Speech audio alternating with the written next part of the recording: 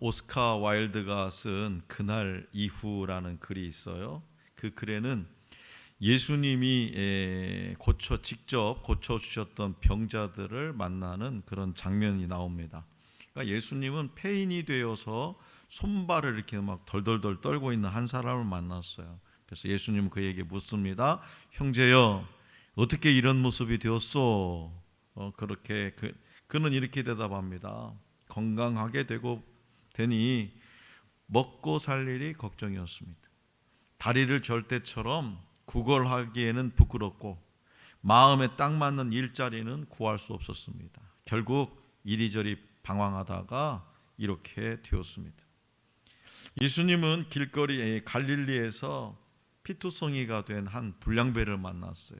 예수님은 그에게 물었어요. 젊은이, 한낮에 이게 무슨 짓이요? 그가 예수라는 것을 알아보고는 이렇게 대답하며 흐느껴 울었습니다. 맹인이었던 나를 고쳐주신 예수시군요. 당신이 진흙을 발라 눈을 뜨게 해 주셨을 때는 정말 기뻤습니다. 온 세상이 내 것 같았죠.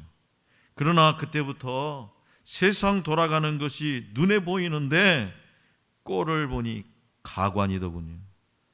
차라리 맹인이 되어 보지 못할 때가 더 낫겠다 싶을 지경이었죠.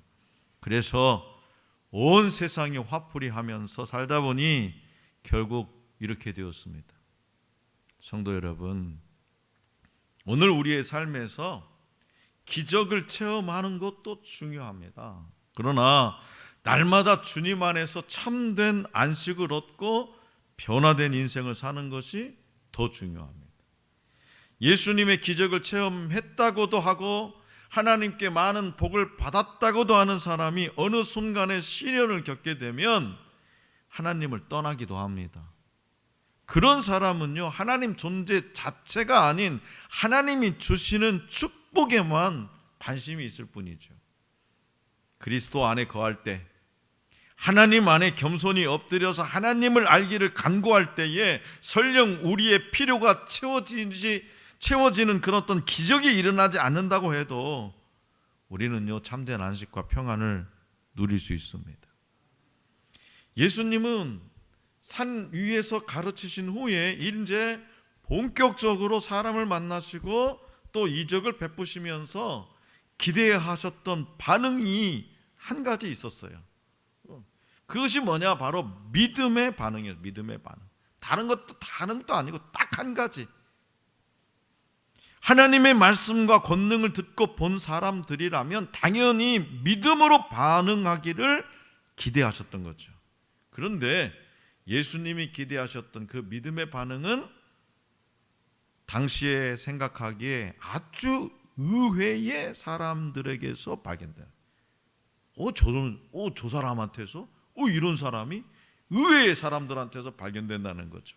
일반적으로 큰 믿음은 대단해 보이는 사람들에게 있는 것처럼 보입니다. 그러나 성경에서 예수님께 칭찬받은 믿음은 작고 연약하나 순수한 믿음이에요. 그런 믿음을 가진 자에게 하나님이 응답하시고 역사를 일으키십니다. 자, 오늘 우리에게 주신 본문 말씀 1절은 산에서 내려오신 예수님을 수많은 무리가 따르기 시작했다고 기록하고 있어요. 예수님은 그들이 왜 따르는지 잘 아셨습니다. 왜 나를 따라오는지 예수님은 아셨다는, 다른 사람들은 몰라도 예수님만큼은 너무너무 잘 알고 있어요. 예수님에 대한 믿음으로 예수님을 따르는 것이 아니라는 거예요. 그래서 믿음이 아니라 호기심이나 세속적인 기대감으로 예수님을 따르기 시작한 사람들은 놀랄 만큼 빨리 예수님을 떠나버렸어요. 예수님이 자신들의 기대와 욕구를 채워주시는 분이 아님을 곧 알게 되었기 때문입니다. 그런데요, 그 수많은 무리 중에 나병 환자가 예수님께 나와서 치유를 구합니다. 나병 환자가.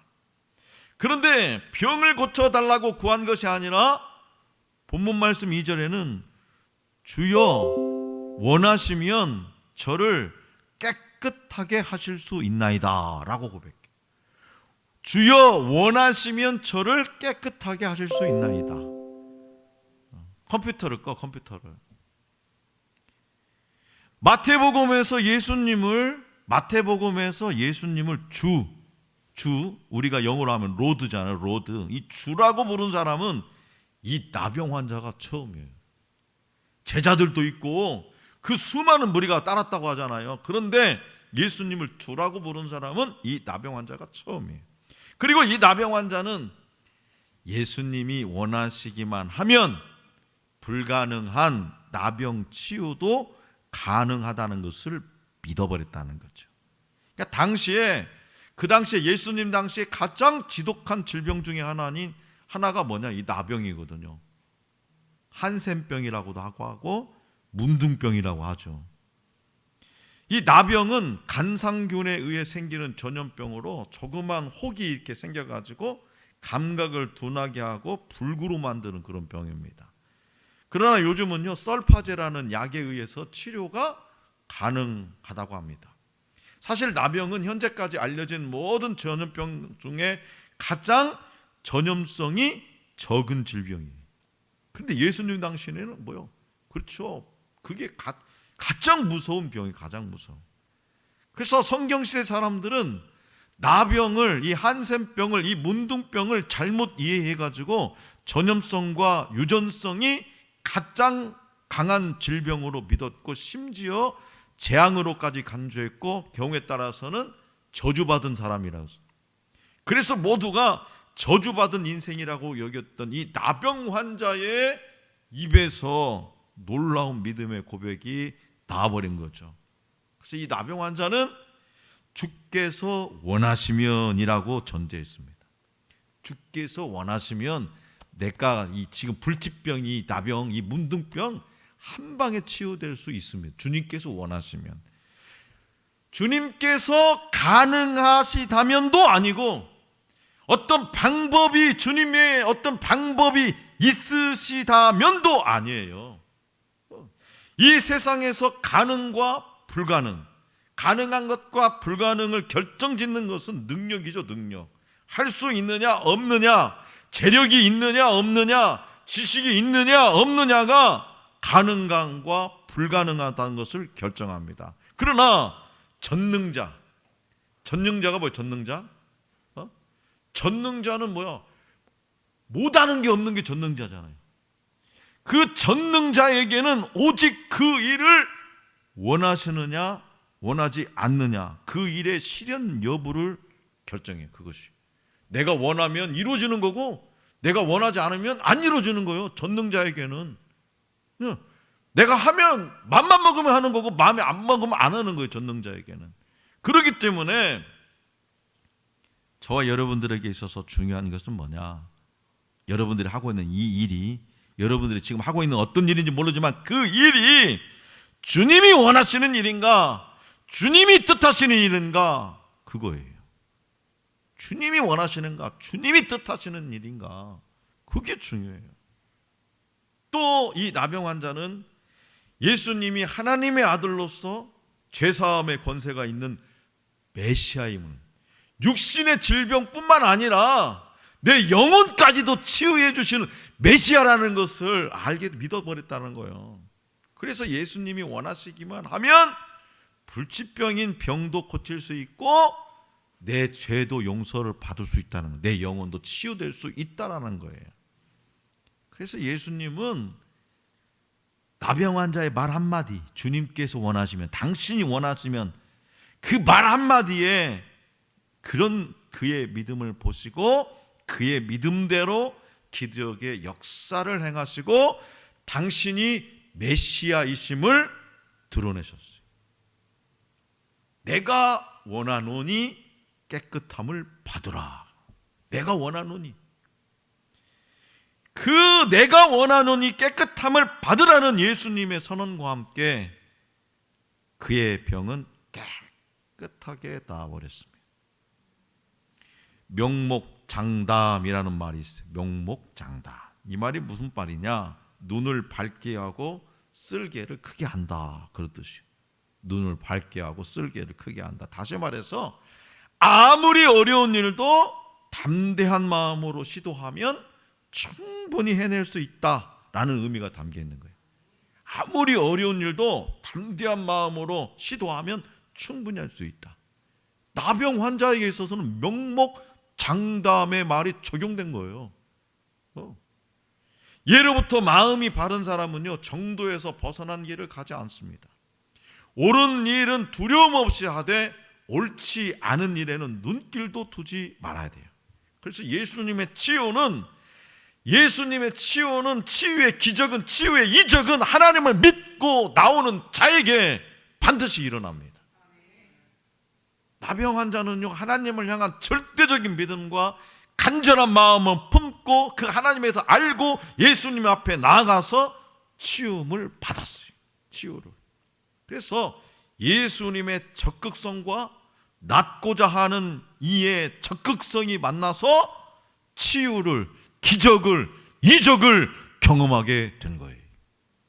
그렇기 때문에 오늘 저와 여러분들도요, 주저하지 않는 믿음의 적극성으로 신앙의 구경꾼이 아닌 참여자가 되기를 소망합니다. 네. 우리 주님을 향한 진실한 믿음으로 주님의 응답을 체험하며 살아갈 수 있기를 원합니다. 오늘 우리에게 주신 본문 말씀 5절에는요, 또 가버나움의 한 백부장이 예수님께 자기 하인의 중풍병을 고쳐달라고 요청하죠. 당시에 이 백부장은 100명의 군인을 거느리는 로마 군대의 지휘관을 말합니다.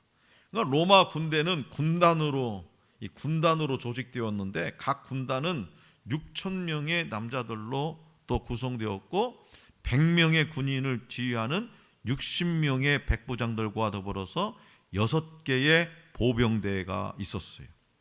당시에 백부장은요, 높은 보수, 월급도 많이 받고요, 또 좋은 직업으로 인정받았어요.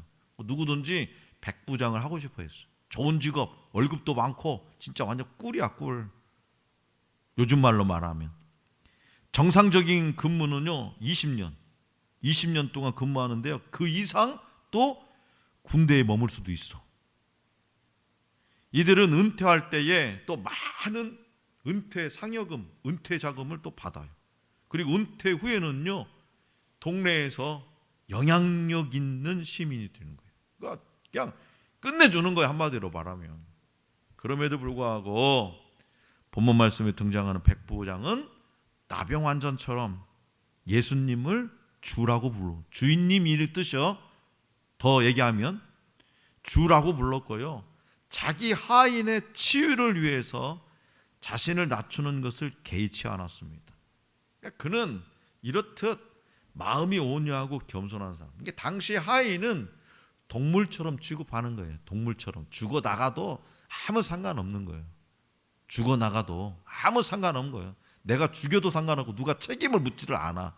그런 시대에 자기 하인의 그 병을 치유해 달라고 예수님께 나와서 무릎을 꿇는 거예요.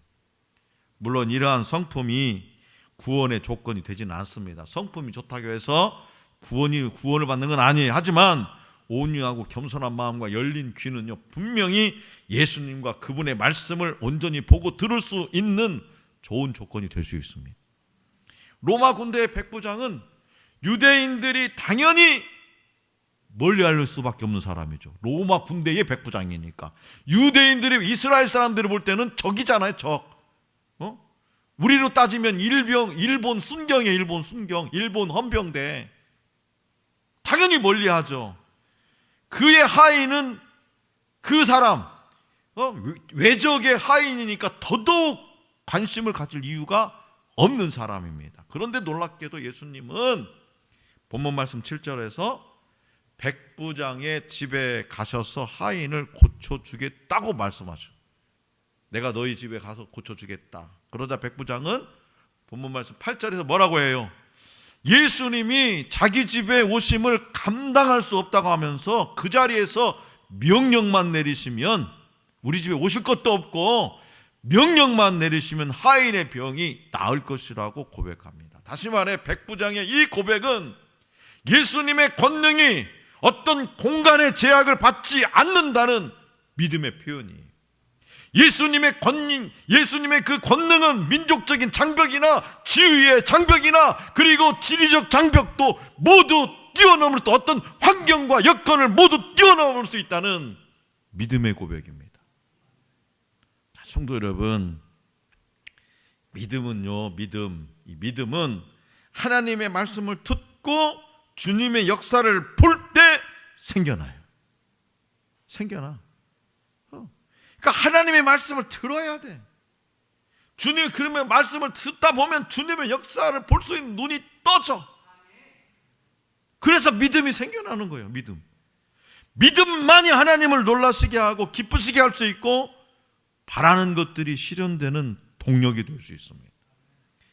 예수님은 본문 말씀 10절에서 백부장의 믿음에 깜짝 놀라워하시며 어떤 유대인이나 종교 지도자에게서도 이런 믿음을 보지 못했다고 선언. 다시 말해서 지금 동안 일평생 신앙생활, 50년 60년 신앙생활한 사람들에서 이런 믿음을 볼 수가 없었다는 거지. 그리고 본문 말씀 11절과 12절에서 이렇게 말씀하세요.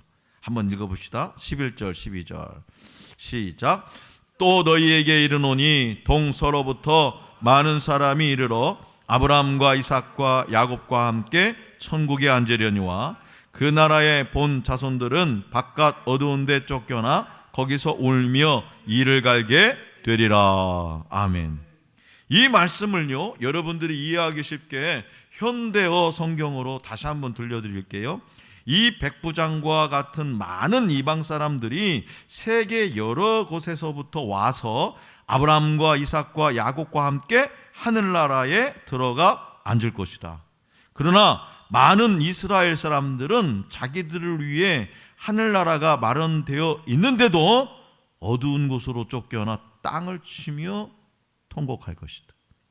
다시 말해서 이 말씀은 이제 복음의 권능은 유대인이라고 하는, 이스라엘이라고 하는 이 범주에 갇히지 않고 온 세상 민족들에게로 퍼져나갈 것이고, 그 과정에서 유대인들은 오히려 믿지 않아서 구원에서 배제될 것이라는 말씀이에요. 그래서 우리나라가 지금 이스라엘에도 선교사를 파송하고, 그 영국에도 선교사를 파송하고, 유럽 지역에도 독일 같은 데 선교 파송하잖아요. 믿음의 역사로 보면 우리하고는 게임이 안 되는 거잖아요. 그 유럽이나 영국이나 이런 나라들이. 근데 어때요? 이 말씀처럼 떠나버렸어요. 오히려 이방인들이 더 하나님 나라를 차지하고 있어요. 지금 현실이 그렇잖아요. 우리나라도 멀지 않았어요. 우리나라도 어느 누구든지 예수님을 향한 믿음을 가지면 구원받을 수 있다는 거예요. 어느 누구든지 유대인이고 모태신앙이나 하더라도 그것이 결코 구원의 조건이 되지 못하고 오직 참된 믿음을 가져야만 구원을 얻을 수 있다는 뜻입니다. 그래서 교회에 얼마나 오래 다녔는지, 직분이 무엇인지, 봉사를 얼마나 많이 하는지는 오히려 우리를 착각하게 만들어요. 그렇잖아요. 교회에서 장로님 오면 장로님이니까 믿음이 우리 교회 모태신앙이나 지금 한 30, 50년 됐대. 60년째래야. 신앙이 3대래 4대래 하면 그만한 생각하는데 오해할 수 있다. 착각하게 만드는 거죠.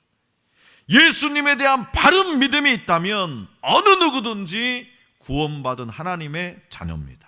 그래서 믿음의 반응을 보인, 믿음의 어떤 연륜, 믿음의 직분, 그런 것이 아니라 믿음의 반응을 보인 나병 환자와 백부장은 예수님이 기쁘게 받으셨지만 믿음으로 반응하지 않은 유대인들, 종교 지도자들은 심판의 대상이 되었어요. 그렇기 때문에 우리가 내가 누구냐는 중요하지 않아요. 내가 하나님 나라에 합당한 믿음을 가지고 있느냐가 중요해요. 내가 지금 하나님 나라에 합당한 믿음을 가지고 있느냐. 어저께 우리 최 집사님 이런저런 얘기했는데, 목사님 저 집사라고 하지 마세요. 그냥 성도라고 하지. 성도. 말도 일리가 충분히 있죠. 제가 이해해요. 그런 게 중요하지 않은 거예요. 그런 게 중요하지 않고 내가 지금 하나님 나라에 하나님이 바라는 그 합당한 믿음을 가지고 있느냐예요. 합당한 믿음을. 그래서 저와 여러분들이 그 믿음을 소유함으로 주님을 기쁘시게 하기를 우리 주님은 늘 기대하고 계십니다. 6살짜리 3살짜리 아이들이 살고 있는 어느 그 3층 집에 불이 나버렸어요. 아이들만 있는데 그 아이들의 그래서 이제 아이들의 아빠가 멀리서 보니까 자기 집 같은 거야. 뛰쳐보니까 진짜 자기 집이 불타고 있네. 그래서 아빠가 그 아이들을 구하려고 막 집으로 들어가려고 하는데 그 뜨거운 열기, 그 연기 때문에 또 이제 소방서에서 나와가지고 차단하니까 도저히 집 안으로 들어갈 수가 없는 거예요. 그러니까 아빠는 얼마나 마음이 다급해. 막 창가에 대고 막 아이들을 부르는 거예요. 아이들을 막. 근데 보니까 창가에 그 아이들이 이게 큰 아들 작은 아들이 이게 막 쳐다보는 거예요. 아이들이 다행히 무사했어요. 그래서 아빠는 그 애들을 향해서 목이 터져라고 소리쳤어요. 야, 아빠가 받아줄 테니까 아빠를 믿고 뛰어내려. 아빠가 지금 밑에서 받을 때 빨리 뛰어내려. 3살짜리 아이는요, 그 아빠의 외침을 듣고 아빠를 향한 어떤 단순한 믿음으로 자기 몸을 던져가지고 무사히 구출됐어. 근데 이 6살짜리 큰아들 아이는 6살짜리 아이는 아빠의 그 뛰어내리라는 외침에 머릿속이 복잡해졌어요. 3살과 6살인데 아빠가 날 받다가 놓치면 어쩌지? 아빠가 정말 날 잘 받아줄 수 있을까? 아빠가 날 받다가 다치기도 하면 어쩌지? 정말이지 난 죽기 싫은데 어떻게 하지? 무슨 그런 생각을 하고 있는데 불길은 점점 그 아이를 향해서 달려. 그 다음은 어떻게 됐을까요? 불을 보듯 뻔한 결과가 나와버렸어요. 사랑하는 성도 여러분, 믿음은요 복잡한 것이 아니에요. 공부 많이 한 사람이 예수 믿기를 힘들어하는 이유가 자기 안에 있는 어떤 복잡한 지식이 성경에서 말하는 단순한 믿음과 어울리지 못해서 그렇습니다. 생각을 많이 하면, 계산을 많이 하면요 신앙생활을 절대로 재미있게 할 수가 없어요. 절대로. 구원을 은혜로 받는다는 것이 말이 됩니까? 구원은 내가 죄인이었는데 죄 용서함을 받은 이 구원이 은혜로 된다는 것이 말이 되냐 이 말이에요. 믿음으로 의롭다고 인정받는 것이 말이 됩니까? 누구든지 예수 믿으면 영생을 얻는다는 것이 말이 됩니까? 단순하게 받아들이지 않으면 정말로 말이 안 되는 것이 이 기독교 교리예요. 말이 안 되는 게 이 기독교 교리예요. 그렇다면 믿음이 깊어진다는 말이 무슨 뜻일까? 우리는 믿음이 깊어져야 된다고 얘기하는데 믿음이 깊어진다는 것은 무슨 뜻일까? 믿음이 깊어진다는 것은 믿음이 복잡해지는 것이 아니라 단순해지는 거예요. 믿음이 복잡해지는 것이 아니라 단순해지는 것, 이것이 믿음이 깊어지는 거예요. 그러니까 목사님 얘기하면 아멘, 성령께서 얘기하면 아멘, 단순해지는 거예요. 이거 아닌데? 고개 갸우뚱갸우뚱거리는 믿음이 연약해지는 거예요.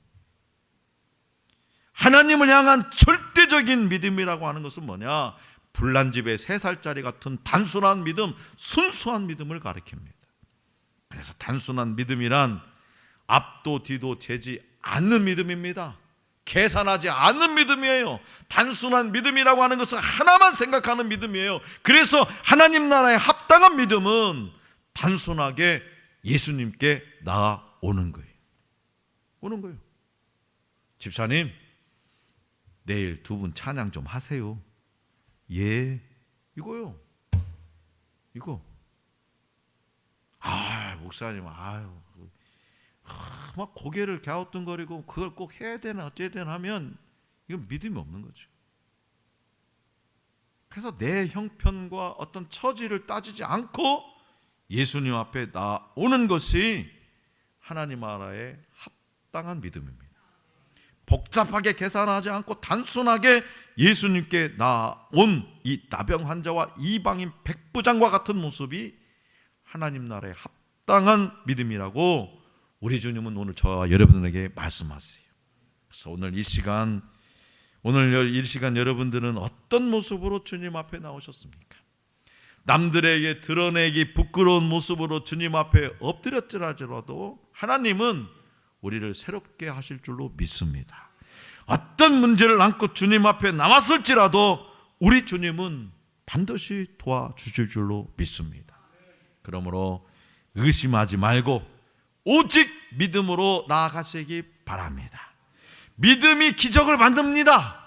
하늘나라에 합당한 믿음을 회복해서 하나님의 기적의 역사를 우리의 삶에서 풍성하게 누리며 나누며 전하며 살아가는 우리 모두가 될 수 있기를 간절히 기원합니다.